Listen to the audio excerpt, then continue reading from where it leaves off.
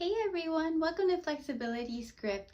This video is going to be going into things that can help improve hip external rotation. So hip external rotation, that motion, usually when you get into it, it really helps open up the tissues of the glutes like glute medius, minimus, maximus, and it also gets into TFL and the muscle on the outside of the hip that also has a part in hip flexion as well. So when we go into hip external rotation motion, we're opening up those tissues, and the other tissues inside the hip, like your piriformis and the external rotators, are really working to help get you into that range of motion. So there's multiple ways to help improve hip external rotation. And I know in previous videos I've shared some ways with band mobilizations and some active range of motion as well. This also is just another option to do that I find works really well if someone has some discomfort in their knees when they go into pulling into a stretch. So for example, I've done a video before where you're laying on your side and we're going into this motion, and you can end finding an end point and then trying to hold. But sometimes when people pull into this, they will feel some discomfort of their knees because there's sometimes a little pull on the tibia, and it just, when they're going into it, so wherever the femur is lacking, the femur is the thigh bone. Sometimes as you pull into it, instead of that femur going into some external rotation, that tibia will try to be pulling into rotation as well, and it kind of stresses the knee joint. So sometimes those exercises are helpful, but if they're causing some discomfort, then it's best to avoid them and find other ways to help improve active hip external rotation. And this is one of the ways. It will require you to be in a bit of an all-fours position. And with this active mobility exercise, we're really going to be working on this bit of a pushing and pulling into new ranges of motion. So not really getting there passively, but really focusing in on opening things up actively. What that looks like, or before I get into that, if I was looking at hip external rotation, it's this motion here, where I'm really able to pick up the leg, and you can do that with each leg. Sometimes it's nice to come to a seated position, and I know you can't see it, but you'll rotate each leg and see if there's one that's lacking more than the other. The other thing that you can do is if you were to set up your camera in like a selfie mode, as I have mine set up now, and if you were to lay down, if you take the leg and you bring it in, that's hip external rotation. Take the leg, that's hip external rotation, and you'll usually find that one leg has a little bit more limitation than the other. For me, I know my left leg tends to have a little bit more limitation in external rotation, so that's the one I'm going to be demonstrating.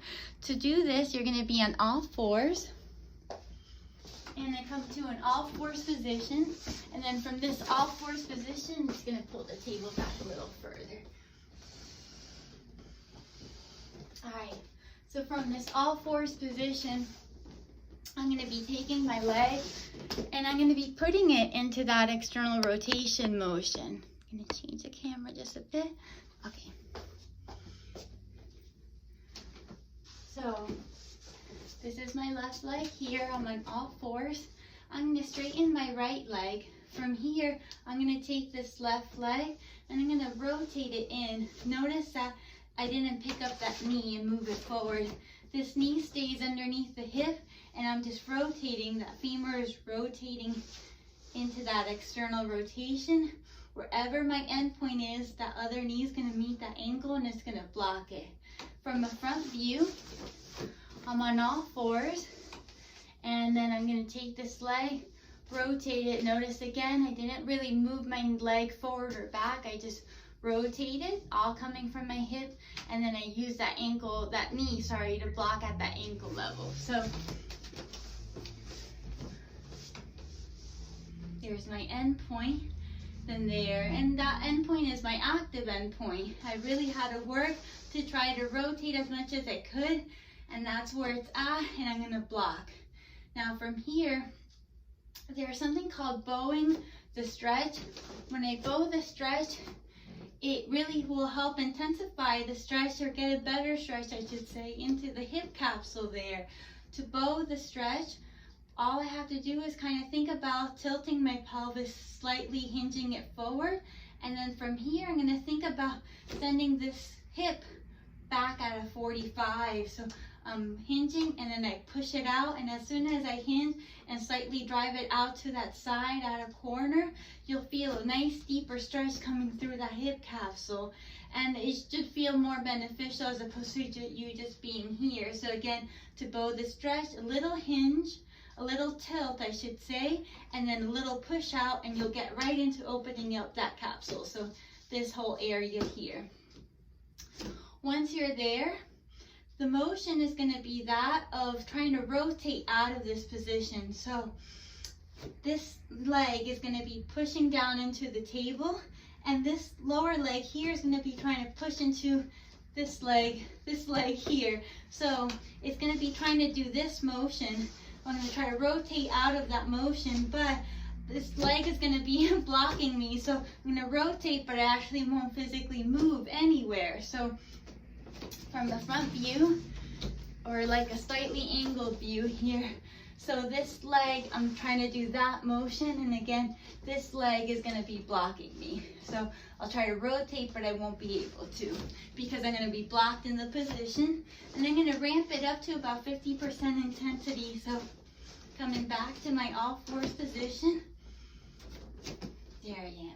If at any point in time the wrists are getting tired, you can go on your knuckles, or you can just widen your stance, and that usually feels a lot more comfortable. I bow that stretch. Once I'm there, I'm going to begin pushing that knee into the table, and then trying to rotate, pushing this leg back into my right thigh. And I ramp that up to about 50% intensity, and I hold for 5, 4, 3, 2, 1. I'll relax. Now, instead of trying to bring this leg further forward, I'm going to be here. I'm going to pick up my knee and try to open it out into a little bit more rotation and set it down. And then I just bow that stretch and hold that new end point. And then that's the motion itself. So one more time through, I'm going to think about pushing this knee down and trying to rotate back to hit my thigh here. So I'm going to push down, rotate, hold that, get up to 50% intensity, and hold for 5, 4, 3, 2, 1. I relax. Now to actively get into more range, I'm going to pick that knee up and see if I can open out even more and hold that new end point. I could bow that stretch and hold, breathing into that new end point.